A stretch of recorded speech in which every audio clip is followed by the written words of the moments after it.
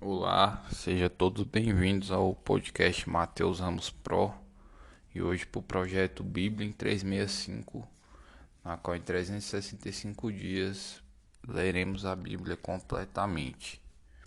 E os capítulos iniciais de hoje são Neemias, capítulo 3, do versículo 15 até o final do capítulo 5.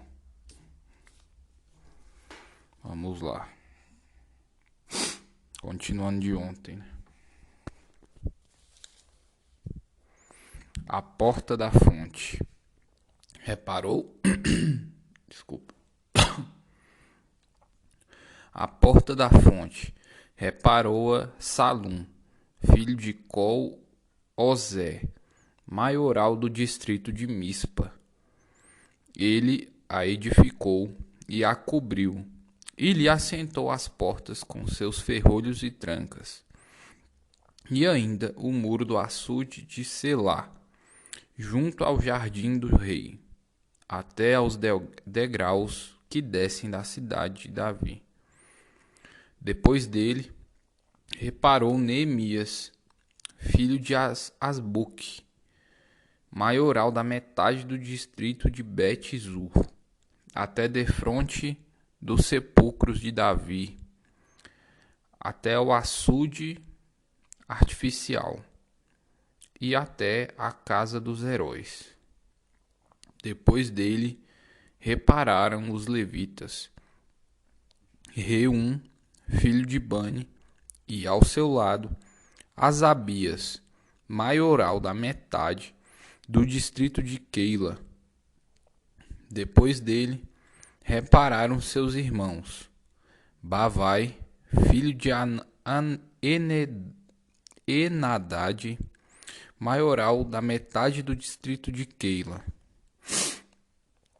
Ao seu lado, reparou Ezer, filho de Jesua, maioral de Mispa, outra parte defronte da subida para a casa das armas, no ângulo do muro. Depois dele, reparou com grande ardor Baruque, filho de Zabai, outra porção, desde o ângulo do muro até a porta da casa de Eliasibe, o sumo sacerdote. Depois dele reparou Meremote, filho de Urias, filho de Cós, outra porção, desde a porta da casa de Eliasibe até a extremidade da casa de Eliasibe.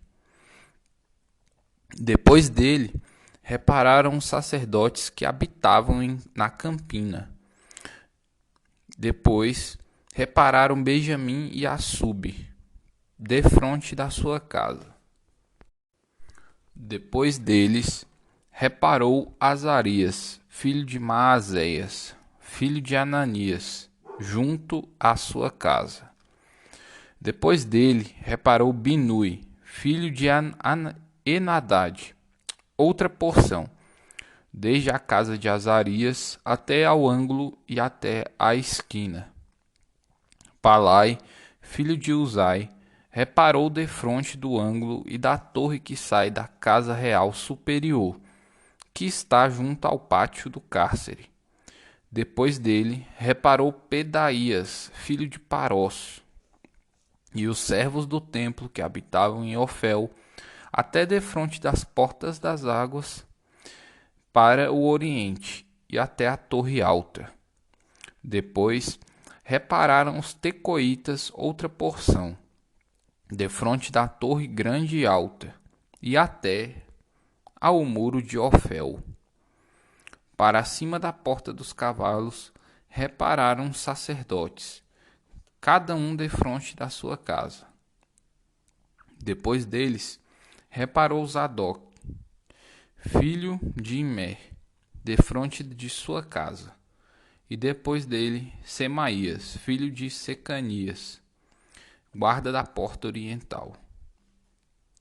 Depois dele, reparou Ananias, filho de Selemias, e Anum, o sexto filho de Zalaf, outra porção, Depois deles reparou Mesulão, filho de Berequias, defronte da sua morada. Depois dele reparou Malquias, filho de Ourives, até a casa dos servos do templo e dos mercadores, defronte da porta da guarda, até ao eirado da esquina. Entre o eirado da esquina e a porta das ovelhas, repararam os ourives e os mercadores. A defesa contra os adversários. Capítulo 4. Tendo Sambalate ouvido que edificamos o muro, ardeu em ira, e se indignou muito, e escarneceu dos judeus. Então falou na presença de seus irmãos e do exército de Samaria, e disse: Que fazem estes fracos judeus? Permitir-se-lhes isso? Sacrificarão? Darão cabo da obra num só dia? Renascerão, acaso, dos montões de pó as pedras que foram queimadas? Estava com ele Tobias, o amonita, e disse: Ainda que edifiquem, vindo uma raposa, derribará o seu muro de pedra. Ouve, ó nosso Deus, pois estamos sendo desprezados. Cai o seu opróbrio sobre a cabeça deles, e faze que sejam despojo numa terra de cativeiro. Não lhes encubras a iniquidade, e não se risque de diante de ti o seu pecado, pois te provocaram a ira na presença dos que edificavam. Assim, edificamos o muro, e todo o muro se fechou até a metade de sua altura, porque o povo tinha ânimo para trabalhar. Mas, ouvindo Sambalate e Tobias, os arábios, os amonitas e os asdoditas, que a reparação dos muros de Jerusalém ia avante e que já se começavam a fechar-lhe as brechas, ficaram sobremodo irados. Ajuntaram-se todos de comum acordo para virem atacar Jerusalém e suscitar confusão ali. Porém, nós oramos ao nosso Deus e, como proteção, pusemos guarda contra eles, de dia e de noite. Então disse Judá: Já desfaleceram as forças dos carregadores, e os escombros são muitos, de maneira que não podemos edificar o muro. Disseram, porém, os nossos inimigos: Nada saberão disto, nem verão, até que entreguemos no meio deles e os matemos. Assim faremos cessar a obra. Quanto os judeus que habitavam na vizinhança deles, 10 vezes nos disseram: De todos os lugares onde moram, subirão contra nós. Então pus o povo, por famílias, nos lugares baixos e abertos, por detrás do muro, com as suas espadas, e as suas lanças, e os seus arcos. Inspecionei, dispus-me e disse aos nobres, aos magistrados e ao resto do povo: Não os temais, lembrai-vos do Senhor, grande e temível, e pelejai pelos vossos irmãos, vossos filhos, vossas filhas, vossa mulher e vossa casa. E sucedeu que, ouvindo os nossos inimigos, que já o sabíamos e que Deus tinha frustrado o desígnio deles, voltamos todos nós ao muro, cada um à sua obra. Daquele dia em diante, metade dos meus moços trabalhava na obra, e a outra metade empunhava lanças, escudos, arcos e couraças. E os chefes estavam por detrás de toda a casa de Judá. Os carregadores que por si mesmos tomavam as cargas, cada um com uma das mãos fazia a obra e com a outra segurava a arma. Os edificadores, cada um trazia a sua espada, a cinta, e assim edificavam. O que tocava a trombeta estava junto de mim. Disse eu aos nobres, aos magistrados e ao resto do povo: grande e extensa é a obra, e nós estamos no muro muito separados, longe uns dos outros.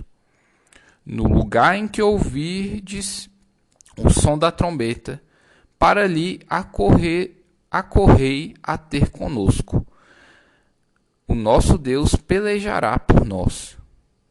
Assim trabalhávamos na obra, e metade empunhava as lanças desde ao raiar do dia até ao sair das estrelas. Também nesse mesmo tempo disse eu ao povo: cada um com o seu moço fique em Jerusalém, para que de noite nos sirvam de guarda e de dia trabalhem. Nem eu, nem meus irmãos, nem meus moços, nem os homens da guarda que me seguiam largávamos as nossas vestes. Cada um se deitava com as armas à sua direita. Medidas contra a usura. Capítulo 5. Foi grande, porém, o clamor do povo e de suas mulheres contra os judeus, seus irmãos. Porque havia os que diziam: somos muitos, nós, nossos filhos e nossas filhas. Que se nos dê trigo para que comamos e vivamos. Também houve os que diziam: as nossas terras, as nossas vinhas e as nossas casas hipotecamos para tomarmos trigo nesta fome. Houve ainda os que diziam: tomamos dinheiro emprestado até para o tributo do rei, sobre as nossas terras e as nossas vinhas. No entanto, nós somos da mesma carne como eles, e nossos filhos são tão bons como os deles. E eis que sujeitamos nossos filhos e nossas filhas para serem escravos. Algumas de nossas filhas já estão reduzidas à escravidão. Não está em nosso poder evitá-lo, pois os nossos campos e nossas vinhas já são de outros. Ouvindo eu, pois, o seu clamor e estas palavras, muito me emburreci. Depois de ter considerado comigo mesmo, repreendi os nobres e magistrados e lhes disse: sois usurários, cada um para com seu irmão. E convoquei contra eles um grande ajuntamento. Disse-lhes: nós resgatamos os judeus, nossos irmãos, que foram vendidos às gentes, segundo nossas posses. E vós outra vez negociaríeis vossos irmãos, para que sejam vendidos a nós? Então se calaram e não acharam o que responder. Disse mais: não é bom o que fazeis. Porventura não devíeis andar no temor do nosso Deus, por causa do opróbrio dos gentios e dos nossos inimigos? Também eu, meus irmãos e meus moços lhe demos dinheiro emprestado e trigo.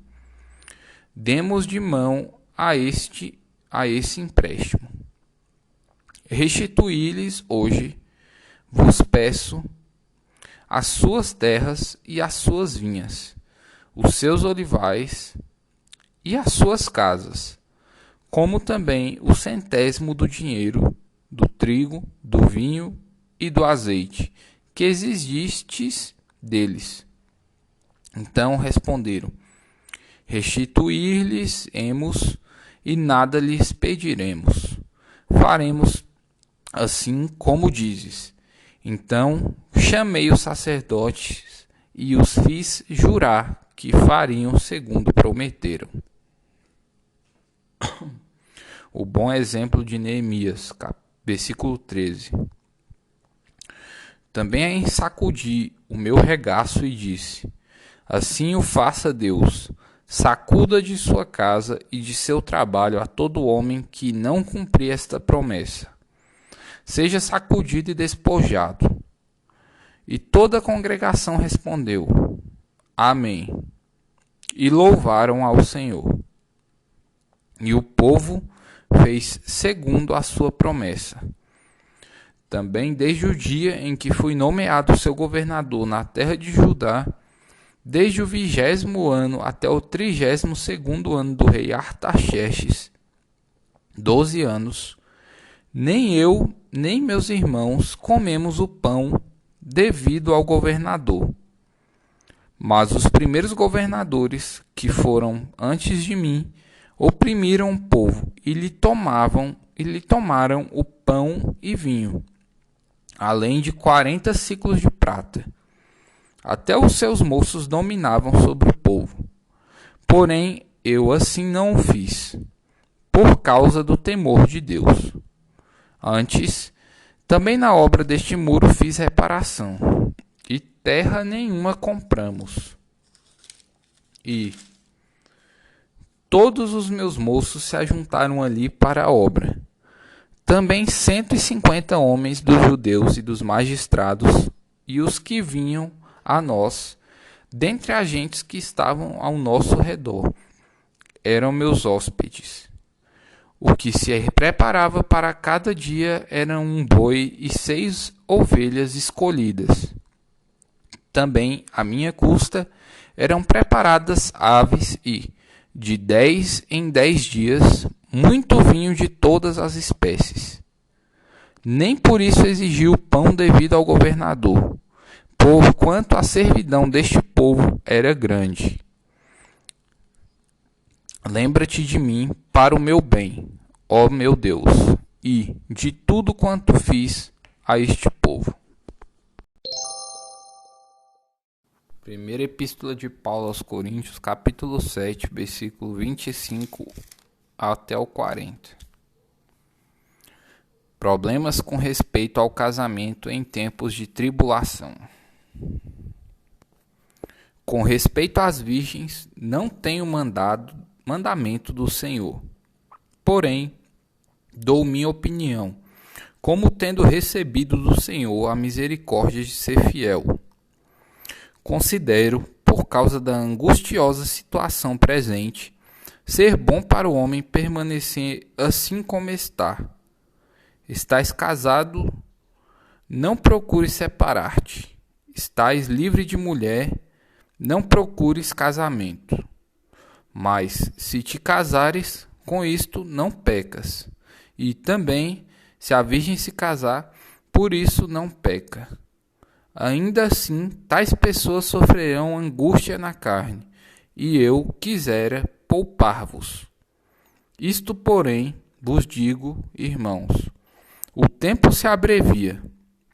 O que resta é que não só os casados sejam como se não fossem, mas também os que choram como se não chorassem, e os que se alegram como se não se alegrassem, e os que compram como se nada possuíssem, e os que se utilizam do mundo como se dele não usassem, porque a aparência deste mundo passa.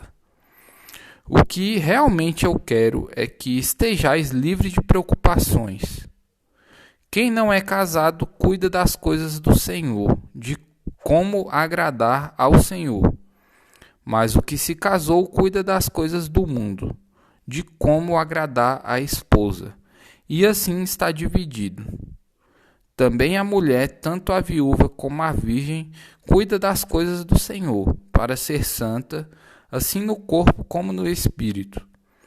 A que se casou, porém, se preocupa com as coisas do mundo, como de como agradar ao marido. Digo isto em favor dos vossos próprios interesses. Não que eu pretenda enredar-vos, mas somente para o que é decoroso e vos facilite o consagrar-vos desimpedidamente ao Senhor. Entretanto, se alguém julga que trata sem decoro a sua filha, estando já a passar-lhe a flor da idade e as circunstâncias o exigem, faça o que quiser. Não peca que se casem. Todavia, o que está firme em seu coração, não tendo necessidade, mas domine sobre o seu próprio arbítrio, e isto bem firmado no seu ânimo, para conservar virgem a sua filha, bem o fará. E assim, quem casa a sua filha virgem faz bem. Quem não a casa faz melhor. A mulher está ligada enquanto vive o marido. Contudo, se falecer o marido, fica livre para casar com quem quiser, mas somente no Senhor. Todavia, será mais feliz se permanecer viúva, segundo a minha opinião. E penso que também eu tenho o Espírito de Deus. Livro dos Salmos, capítulo 32. A bem-aventurança de quem recebe o perdão. De Davi, salmo didático. Bem-aventurado aquele cuja iniquidade é perdoada, cujo pecado é coberto. Bem-aventurado o homem a quem o Senhor não atribui iniquidade, e em cujo espírito não há dolo. Enquanto calei os meus pecados, envelheceram os meus ossos, pelos meus constantes gemidos todo o dia. Porque a tua mão pesava dia e noite sobre mim, e o meu vigor se tornou em sequidão de estio. Confessei-te o meu pecado, e a minha iniquidade não mais ocultei. Disse: confessarei ao Senhor as minhas transgressões, e tu perdoastes a iniquidade do meu pecado. Sendo assim, todo homem piedoso te fará súplicas, em tempo de poder encontrar-te. Com efeito, quando transbordarem muitas águas, não o atingirão. Tu és o meu esconderijo. Tu me preservas da tribulação e me cercas de alegres cantos de livramento. Instruir-te-ei e te ensinarei o caminho que deves seguir. E, sob minhas vistas, te darei conselho. Não sejais como o cavalo ou a mula, sem entendimento, os quais com freios e cabrestos são dominados. De outra sorte não te obedecem. Muito sofrimento terá de curtir o ímpio, mas o que confia no Senhor, a misericórdia o assistirá. Alegrai-vos no Senhor e regozijai-vos, ó justos. Exultai, vós todos que sois retos de coração. Livro dos Provérbios, capítulo 21, versículos 5 ao 7. Versículo 5. Os planos do diligente tendem à abundância, mas a pressa excessiva à pobreza. Versículo 6. Trabalhar por adquirir tesouro com língua falsa é vaidade e laço mortal. Versículo 7. A violência dos perversos os arrebata, porque recusam praticar a justiça. Bem, pessoal, esse foi o episódio de hoje, dia 12 de agosto de 2021. Lesh Lehar.